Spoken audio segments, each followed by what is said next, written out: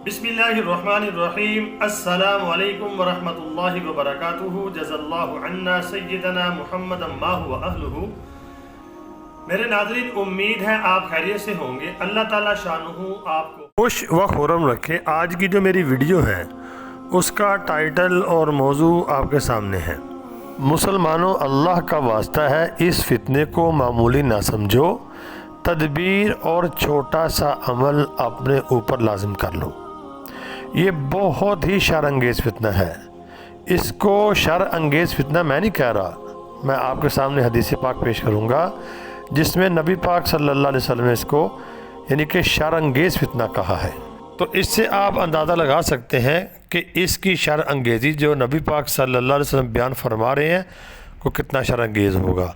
तो मैं आपके सामने अहादीस पेश करता हूँ, वीडियो बनाता हूँ। मेरा मकसद सिर्फ यही है, अल्लाह की रज़ा, और मैं ख़ुद भी बच जाऊँ और आप भी इस फितने की शर अंगेज़ी से बच जाएँ। अल्लाह के रसूल सल्लल्लाहु अलैहि वसल्लम का इरशाद आली है, बल्लिगू अन्नी वलो आया, पहुँचाओ मेरी तरफ से अगरचे वो एक आयत क्यों ना हो। मैं तो कोशिश करता हूँ कि इसके ऊपर मैं अमल करूँ। अल्लाह मेरी इस काविश को कबूल फरमा ले और उम्मत मुस्लिमा की अल्लाह हिफाजत फरमाए। ये आपके सामने हदीस पाक आ गई है। बिस्मिल्लाहिर्रहमानिर्रहीम।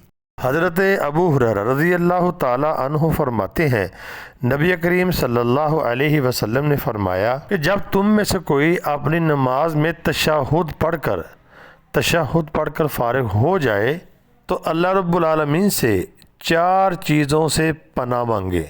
तो पहली बात जो आपने इरशाद फरमाई, जहन्नम के अज़ाब से पनाह मांगे, और दूसरे नंबर पे जो आपने बात इरशाद फरमाई, कब्र के अज़ाब से पनाह मांगी, और तीसरी बात जो आपने इरशाद फरमाई कि मौत और हयात जो है, यानी कि मौत और हयात, जब बंदे की मौत आती है उसके फितने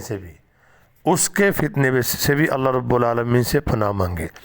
और चौथी बात जो आपने इरशाद फरमाई है, जो मेरी वीडियो का टाइटल यानी कि मेन टाइटल और मौजू भी है, कि मसीह दज्जाल, फितना दज्जाल जो है उसके शर से, क्या फरमाया, दज्जाल के शर से पनाह मांगे।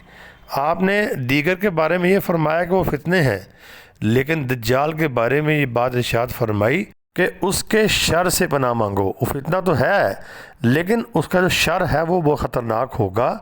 तो अल्लाह से दुआ करो और पनाह चाहो। नबी करीम सल्लल्लाहु अलैहि वसल्लम सहाबा रिज़वानुल्लाहि ताला अन्हुम अजमाइन को किस कदर दज्जाल से बचाने की फ़िक्र करते थे कि उनको, यानी कि नमाज में दुरूशी के बाद जो दुआएं पढ़ते हैं उनमें ये दुआ सिखलाई आपने सहाबा को मुखातब किया और साथ हमें भी मुखातब किया है क़यामत तक आने वाले अपनी उम्मतियों को कि इसका एहतमाम करना। इससे दज्जाल के फितने की संगीनी का अंदाज़ा होता है। हमने इसको बहुत इजी लिया हुआ है, इतना इजी नहीं है।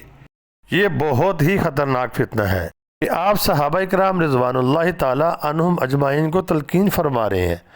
तो मेरे नाज़रीन, बचेगा वही जिसको अल्लाह बचाएगा, जो आमाल करेगा, अल्लाह से मदद मांगेगा, अल्लाह से पनाह मांगेगा, जिसको अपनी कब्र आखिरत की फ़िक्र होगी कि मैंने ईमान की हालत में अल्लाह के पास जाना है और कब्र में जाना है, आखिरत में अल्लाह के सामने पेश होना है।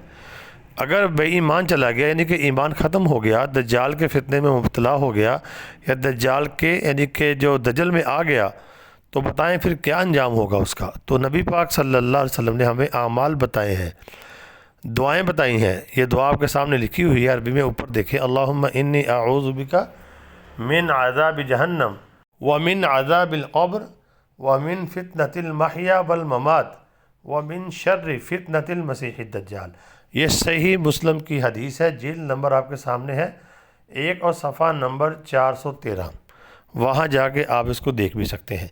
तो अल्लाह से दुआ फरमाएँ, अल्लाह रब्बुल आलमीन हमें यानी कि दज्जाल के फितने से महफूज फरमाए, सुन्नत वाली ज़िंदगी के ऊपर आ जाएं और आमाल को इख्तियार करें। ये छोटा सा अमल है, इसको आप लाजमी करें। इंशाअल्लाह अल्लाह आपको दज्जाल के फितने से महफूज रखेगा। अल्लाह ताला मेरी भी और आपकी भी तमाम उम्मत मुस्लिमा की दज्जाल के फितने से हिफाजत फरमाए। अस्सलामु अलैकुम वरहमतुल्लाह।